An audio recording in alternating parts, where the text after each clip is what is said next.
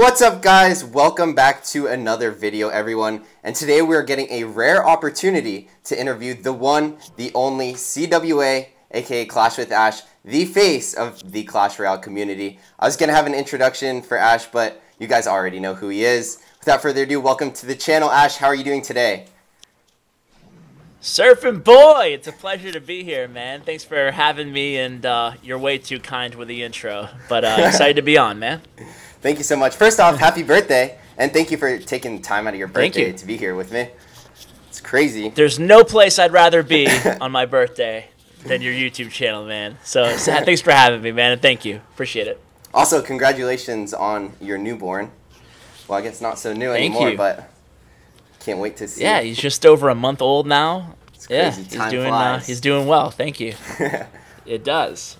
All right, guys, so we're going to get straight into this interview right now. We're going to start off with a pretty simple, easy question. We'll see what you think about it. Royal Giants or E-Barbs? Oh, jeez. Man. Hard-hitting questions right off the bat, man. No, I'll say interesting. I guess so I'm not a big hater of those cards, even though it will because I'm a dirty gemmer and I don't run into them that often, so it's not that big of a deal when I do, right? So, but I also don't play either of the cards, so I don't have like strong feelings. But I'm gonna have to go with Royal Giant, I guess. I think that he's just a more interesting card. If he was fixed on ladder, I think that he could just be buffed maybe for tournament level standard, and he'd actually be kind of a cool kind of troop siege unit hybrid. I'm with you on that one. I actually do like the Royal Giant better myself as well. And that's an interesting idea you have to buff him for tournaments. That's a good idea, actually. Didn't think about him in that way. I know a lot of people think he's overpowered, but in reality, I think he's actually a little bit under. He's only overpowered. He's only overpowered because he's overleveled. He's a common card, and he's a nuisance on ladder. So, like, I'm not saying he should be buffed right now because that would make the situation much worse. But if he was converted to a rare card and then buffed, I think it might be better for everybody. But you know, I think elite barbarians, though, I think that they're just they're not too interesting. You know, they have no special mechanics. They're just spammy type cards. Right. They're actually a lot easier to deal with now with all the new cards they're introducing, like the Mega Knight and stuff like that. I found out. Yeah. All right, so we're they're not too bad to deal with right now. Yep. All right, so let's get into a couple of like real questions here. So, what inspired you to start your YouTube channel? I started my YouTube channel just, a very uninspiring way. Basically, just doing it for my clan and Clash of Clans to cover a special event that we did. We kind of split the clan into two groups, and we went head-to-head. So, yeah, that was it. I wanted to cover that event, and we didn't have, like, a YouTuber in our clan at the time. It was back in late 2014, so it was quite a while ago, and I just kind of downloaded BlueStacks and kind of threw up the lowest quality video humanly possible. Hey, that's how we all started there. Pretty much, right? Lowest quality. This actually wasn't one of my questions, but I just thought of it now. Did your YouTube channel blow out, like, did it blow up immediately, or did it just snowball effect over time? Oh my god, man. I was the slowest growing YouTube channel in the history of the world. I felt like, at least, especially seeing some people like explode nowadays. It's just like, back in my day, But it took me quite a while. I think it took me a year to reach 10,000 subscribers. Even it took me like 6 months to reach something like 1,000. Like initially, it was anemic pace of growth. So yeah, I uploaded for a few months with only getting maybe 10 to 100 views per video. Wow, jeez. Yeah, and everyone that does YouTube, that could be like pretty demoralizing. You put in all that work for that little amount of like publicity, I guess. But I'm glad you stuck with it because look where you're at now. Thanks, man. It wasn't, honestly, it wasn't demoralizing for me at the time. It was just like, I guess my standards were so incredibly low that even if I was getting 50 people watching, I was like, wow, 50 people are watching my video. It was kind of surreal to me. So it wasn't that bad. Yeah. Yeah. That actually reminds me of a quote that I heard before that, expect the least but hope for the best. when you're That's going it's into a very stuff like this. very wise quote. Yeah. All right, so what do you see in the future of Clash Royale as of now? Well, I think we're at an interesting point in Clash Royale right now. I think that they're definitely the Supercell developer team is certainly invested in going the esport route, which is really interesting to me because that's the type of content that I cover. But at the same time, it's going to really depend on what comes after CCGS in terms of what direction do they want to take this game in the competitive scene. So I think that there is going to be big stuff on the way on that end. Obviously, $1 million tournament in London in November is going to be huge in its own right. So I think that if they can build off that momentum into something really cool for Season 2 into 2018, I think that will be set the table really nicely for a really viable, healthy esport ecosystem in Clash Royale. As far as the game, more generally speaking, I think this last update really spoke volumes that they're really trying to engage and keep the casual player, the more casual player invested in the game. So I think they're trying to walk both sides of the fence there. Just make sure they try to keep the casual player interested, and at the same time, hopefully next update will be geared more towards a little bit more the competitive side of things. Right, I definitely agree with that. There's a huge call for the esports right now, and if Supercell doesn't close on that deal, then I don't know. But they're a smart company. I think there's a huge future in Clash Royale for esports. So yeah, and they're always really they don't want to go all in on competitive unless they have that big foundation, that nice base of casual players, because in a way the casual players feed the competitive scene, giving them the notoriety, the attention, and allowing them to do these big tournaments because they have such a strong foundation of more casual players. So I think that it's a smart way of doing things. Yeah, I definitely agree. While we're talking about the future of Clash Royale, do you personally have any ideas for cards for the future? Well, I've always wanted to see a paladin card, any card that has a heal effect when it swings. So I'd like to see a paladin card. I'd really be interested. Now this might be an awful idea, but I've been kind of thinking about what if there was a card that had almost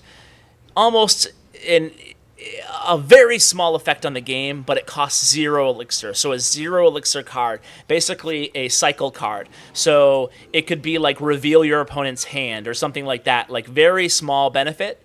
And it reveals their hand for 1 second or something like that. Or, just anything that has a 0 just intrigues me. And of course, the more typical request would be a legendary building. I'm curious to see if it seems like the team is stepping away from going in the direction of adding any buildings to the game. The last building that they added to the game was the furnace, and that was a long time ago. So my gut says we might not ever see a legendary building, at least in the next year or so, but I'd like to see one. I'd like to see what they could come up with if they did. What about you? Do you have any great card ideas? I actually have been working on this one one card idea that I am actually posting tomorrow, which by the time this interview's out is probably a couple days ago. But I don't want to give anything too much on that. But I will tell another idea that I actually had. Well, you can tell because we're in the future already. You can tell me. Oh, that's right. So what it is called the Wait, let me check out the exact word I called it. It is called the Hypno spell. So what it is, you drop it on enemy units, and it's kind of like the size of a heal spell. And what it does, it hypnotizes the enemy troops to fight for your side against them, and they have an HP of 2 shots from any tower or enemy units. So just 2 shots of anything will take them out. And if that's cool. They that would be cool. And another idea besides other than them taking out, if they weren't going to go that route, 2 shots and then they turn back and they're back on the enemy side team. Ooh, I think I like that one. I like that one better, maybe. I don't know, but I love the concept though. What would your rarity and cost be? Any idea? I put it as a legendary card, and I put it at 5 elixir. And obviously, I'm not. Yeah, that sounds like, reasonable. A creator for that's the a lot team, of value. Yeah. But it is very small, and it only lasts 1 second. So whatever troop is there right when it drops, that's it. It's not like anyone can walk into it and stuff like that. So it wouldn't be too OP. That's cool, man. I like it. Yep, and then I put some cool Photoshop into it, so it should look pretty cool. Sweet. And I'll then have to check that out. Another idea that I had for cards, which is actually submitted by a subscriber, like that last card I was just talking about, I made that myself, but the subscriber said that that'd be cool to have a card where you, I don't know how much elixir it would be, but you play that card and it locks one card in the enemy's hand for one whole cycle. They cannot use that card for an entire cycle of their deck. Interesting. That'd be pretty crazy. Yeah, I thought that was a pretty cool one, but some decks are really reliant on one card, and that would be really crazy. But I guess if it would be randomized, it wouldn't be too OP.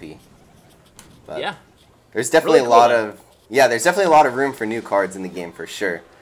I totally agree. I think that it's always interesting to see how much one different card can change the whole game. Like when they introduced like Miner to the game, like it opened up a whole new, not even without the card being necessarily like OP, it just opened up a whole new archetype of play style. So I like cards like that. Yeah. What are your opinions on the current state of Brawl Stars? So I'm not playing a ton of Brawl Stars right now because I can't make a ton of Brawl Stars content. I'm sure you can kind of relate. I know that you make Brawl Stars videos, but you make more Clash Royale, kind of like me. And it's just like, seeing that most of my audience can't play, it just feels like, why invest a ton of time right now as a content creator into the game? However, the game itself I actually really enjoy. I think it's a fun game to play. So I think with Brawl Stars coming out, hopefully in the next few months, I don't know, but hopefully, and then Arena of Valor coming as well, which is another game I'm really excited about. I think that I'll definitely be covering one of those on a frequent basis soon.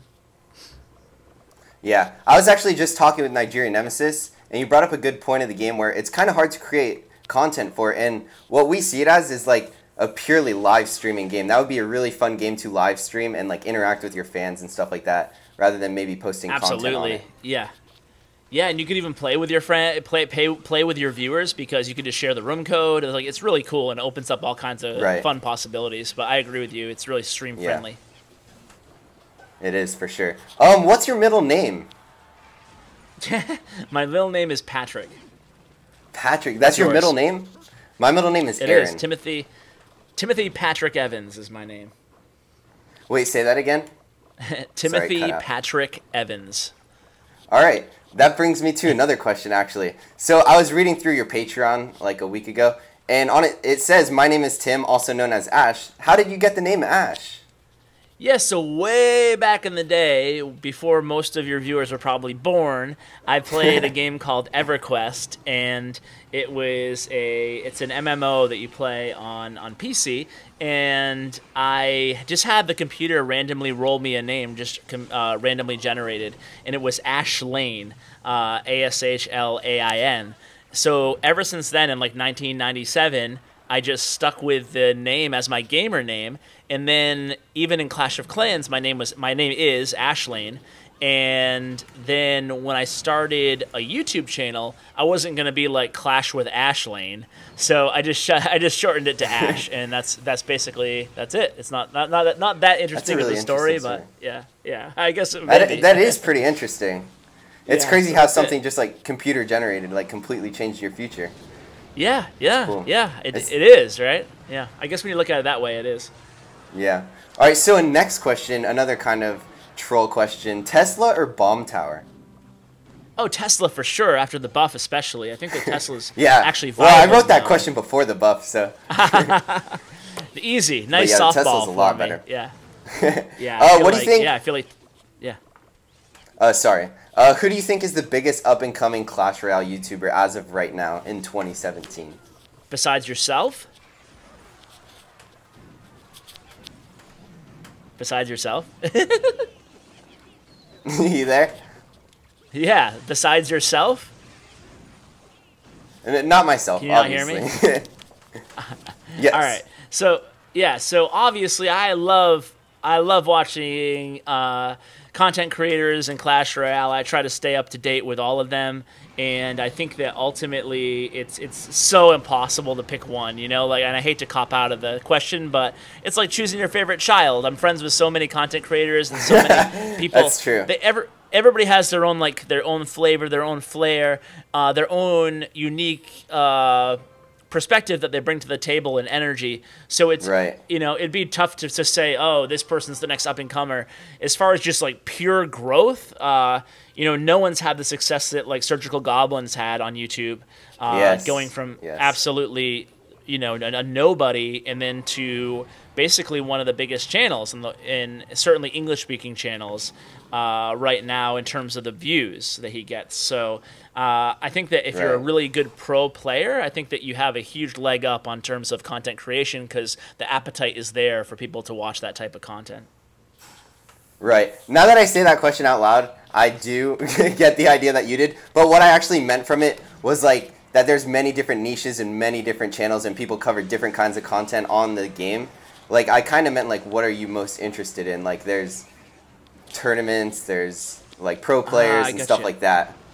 Yeah, well, that's kind of how I meant the direction of the question. It's cool. Yeah, I think I'm most interested in like the competitive players, of which I'm not, but I like kind of following them in the more competitive scene in Clash Royale. But I don't think that that's necessarily going to be like the big direction for content creators. I think it just depends on the individual, what they like, you know, the little niche that they carve out for themselves, you know. So there's definitely more just entertainment, you know. You're interesting because you have a bit of both. You're very entertaining and you also have like good decks and strategies. So there's like hybrid people like you too, you know. So I think there's like there's all types of different content out there.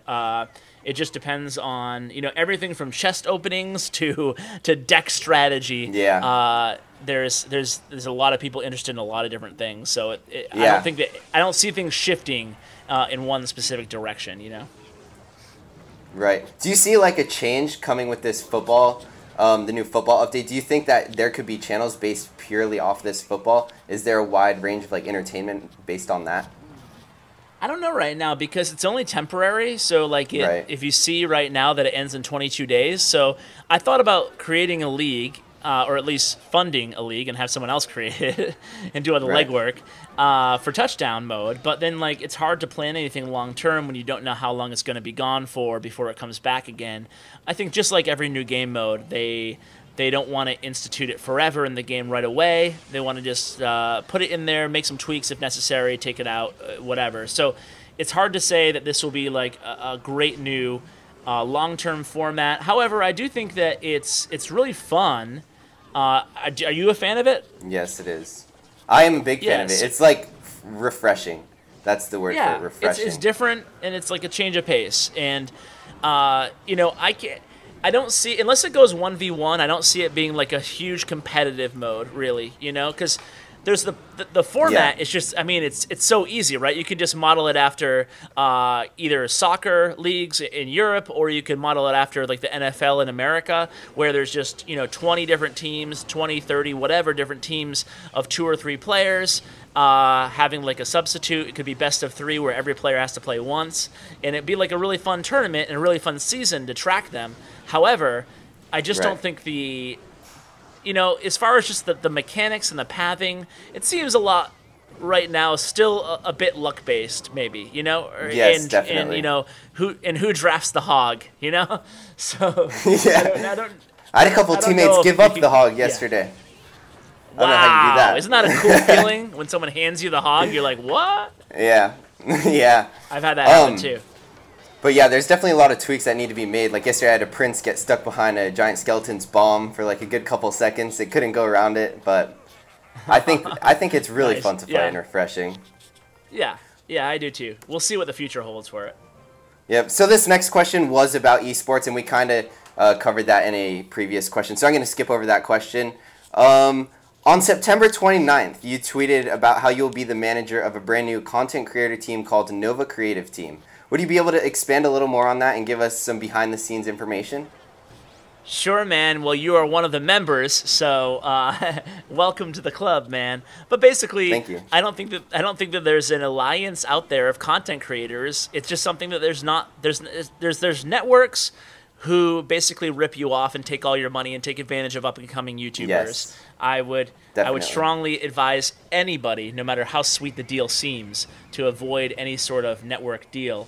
But that aside, there's no organizations of people, of just content creators who just help each other out, answer each other's questions, share each other's content, get social promotion, and just little things like that. And then hopefully, so that's where we are right now. Just people who are in the team of content creators have to have a certain level of production. It just can't be, recording on on their phone with no overlay or something like that. It has to have a little bit of production value, and they have to be a non-toxic person, right? So basically, someone who's not involved with drama all the time. It's okay if you don't like things. There's no issue there. Or if you're critical of the games that you cover, that's not what we're saying. We're saying just no being negative to other people, just having a positive environment. So certainly looking at it like a team of content creators, and starting with, like we talked about earlier in the interview, starting with kind of low aspirations, and hopefully it will become something much, much more. Right, exactly. All right, thank you for your insight on that. I've got 2 questions left for you, and they should be pretty short questions. But what did you do before you started YouTube full-time? I was a mailman, a letter carrier for the United States Post Office for 13 years before YouTube. That's awesome, actually.